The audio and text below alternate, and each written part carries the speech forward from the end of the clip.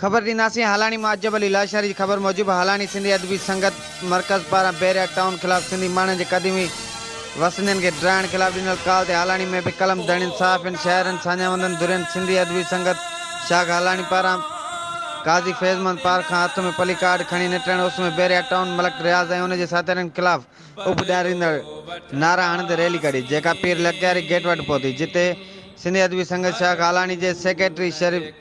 शरीफ Soomro counsellor Iqbal गाड़ी जफ़र तगर ऐं साफ़ी एजाज़ ख़ासकली मौला बख्श मशहूरी निसार इंसारी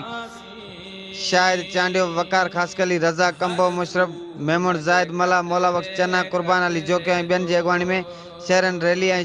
रैली में शिरकत कई। उन मौक़े ते अॻवाननि चयो त जेसी सिंध जा कुंदर पुट ज़िंदा आहिनि उहे पंहिंजे दंगनि ऐं सिंध जे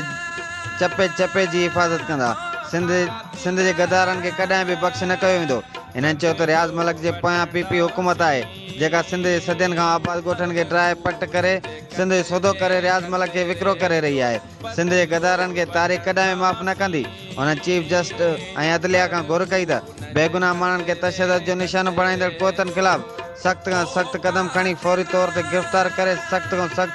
सज़ा ॾिनी वञे। मज़लूम मारवाड़नि जे हक़नि जो आवाज़ पहुचाए आला ऐवाननि ताईं।